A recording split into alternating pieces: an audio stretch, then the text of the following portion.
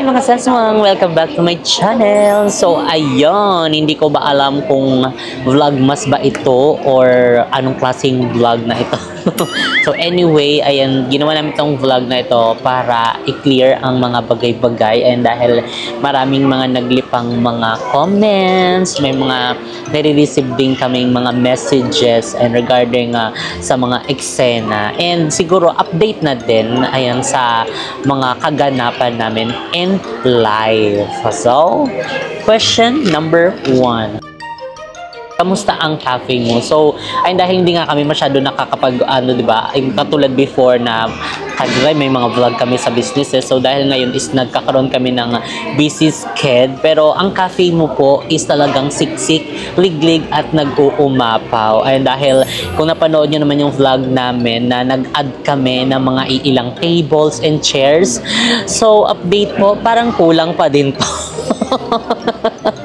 Parang kulang pa rin po kasi talagang nagkukulang dahil nga dinadagsa ng mga kumari at kumpari natin dyan. So, pag-aaralan natin, titignan pa natin kung saan mailalagay yung mga additional tables and chairs. Ayan, para sa mga customers natin, di ba, nakakaawa kasi yung iba. Alam mo, nakapag-add na talaga kami, may mga nagwe-waiting pa din. So, syempre, nakakaawa bilang sa amin nakikita namin sa city. Hello, punuan, kulang pa pala yung table na yun. So, ngayon is ipaplan namin na maayos kung paano mailalagay ng bawat table ulit. Ayan. So, siguro, tignan natin pa yung hindi makakasikip sa daan. Thankful kami, ayan, sa mga kumari natin talaga namang tumatangkilik. Ayan, talaga namang siksik-liglig at umaapaw kayo. Ayan, hindi namin in-expect na ganun din yung pagtanggap nyo. Grabe kayo. Number 1 kayo sa puso namin. Ganon. So, kasi itong kape mo kasi is, hindi namin talaga siya hilig. As in, hindi namin yung hilig magkape-kape. Nagkakape kami minsan.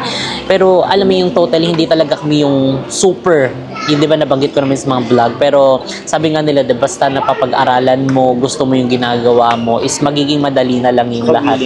At saka willing ka to learn, diba? So, ganun talaga. So, thank you so much, mga kumare. So, sa mga hindi pa nakakabisit, visit na po kayo sa cafe mo. Ayan, tabi lang siya mismo ng JK Samgyup sa Tanza branch.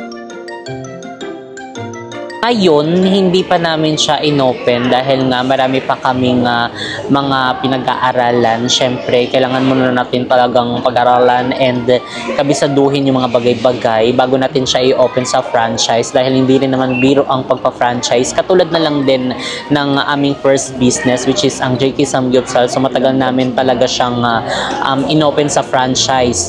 Marami pa kaming inopen na branch na own mismo namin bago namin siya i-open sa franchise ng iba't ibang tao.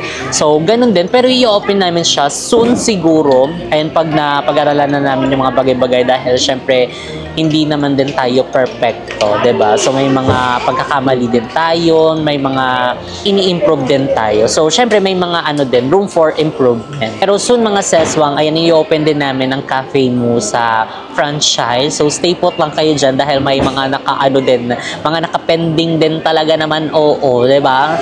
So, stay put lang kayo dyan. Basta magpo-post na lang kami kung kailan yan siya mag-o-open ng franchise.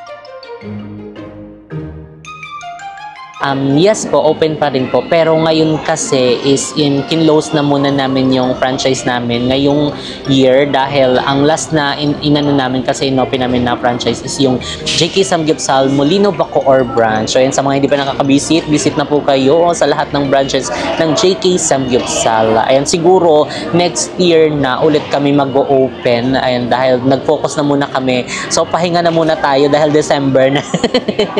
So, ano na tayo niyan, kumbaga parang ano-ano na muna tayo sa mga store natin ng inopen.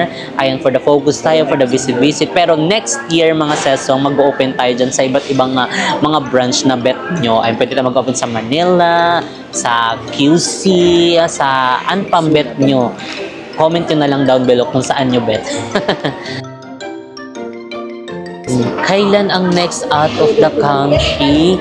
Ngayon kasi busy kami dahil nga siyempre magki-Christmas na kaliwa kanan ng mga Christmas party ng mga branch ng JK Samgyupsal na iniimbita kami. And siyempre meron din mismong pinaka main event which is ang lahat na po ng branches is magsasama-sama. So talagang pasabog yun. So talagang thank you so much ayan sa lahat ng pagmamahal nyo, sa lahat ng pagtatangkilik nyo, and syempre sa lahat ng mga branch ng JK Samgyupsal. So abangan yun dahil nung last year, ayun na i-vlog naman natin yung ating Christmas party, diba? So ilang branch pa lang yun, and ngayon nga dahil meron na tayong 12 branches.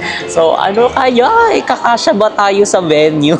So abangan nyo na lang yan mga sesong dahil i-vlog din naman natin yung kaganapan natin sa Christmas party ng buong JK Samgyupsal family. Next out of the country, siguro abangan nyo na lang yan mga seswang. Ayan, syempre kailangan din naman namin i-treat yung sarili namin and syempre yung family namin. So abang-abang na lang kayo ng ating vlog. Actually, hindi ko pa nakaklarify yan and hindi pa namin napapanood. So, hindi namin alam kung totoo ba or hindi. Pero, wala naman sa amin yon. Basta kasi sa amin is pure yung intention namin na magbigay ng gift. Ayan, talagang pinag-isipan namin kung ano yung ireregalo namin. Dahil nga, syempre, ayan, inano namin na birthday. So, inano namin kung ano talaga yung inisip namin, kung ano talaga yung magandang iregalo. Talagang nanood pa kami ng vlog and nakita namin doon na nagmamano-mano sila na mag-mix-mix ng mga ingredients sa kanilang business. So, yun agad yung pumasok sa isip namin. Ay lalo si Mo, ayan, dahil sabi niya, siguro ano na lang, yung mixer na lang para hindi lang sa kanya kundi pati na din sa business nila. Ayun, 'di ba? Para bongga na hindi na sila mahirapan and mas marami na ma-produce nilang mga cookies. So, para din sa business nila yung gift namin. Pero seriously, ayan mga seswang, hindi pa kami nag-uusap ni Andrea regarding that issue. And ano ba? Mag-ano-ano na kayo, mag-spread na lang kayo ng love, 'di ba? Gusto niyo dahil magpapasko na. So mag-ano na tayo, magpatawad na tayo, magmahalan tayo, magbigayan tayo. And siyempre, spread na lang natin yung good vibes. So positivities and yung mga negative vibes, iiwan niyo na lang yan sa kung saan-saan. Basta huwag na kayo mag-spread ng negativities. Sorry man, kay Bisaya man ko. Hello sa mga Bisaya na tanaw sa atong vlog, ay yung asayo. Anong sayo? Yan, tama na ang mga issue-issue, ang mga negative na yan ay magpapasko na, itama na natin yan, mag-move on na tayo. Syempre, wala naman ding perfectong tao. Lahat tayo may pagkakamali, lahat tayo may mga pagkukulang. So, kaya mag-ano na lang tayo, magpatawad na lang tayo, 'di ba, sa ating kapwa. Kasi masarap sa puso na nagpapatawad ka, mas masarap sa puso na wala kang kagalit, kaaway, or ano man yung mga hindi magandang pangyayari sa buhay. So, ganun na lang. Di ba? Magmahalan na lang tayo. Okay? Ang ganap namin ngayong Christmas ng mga bayot.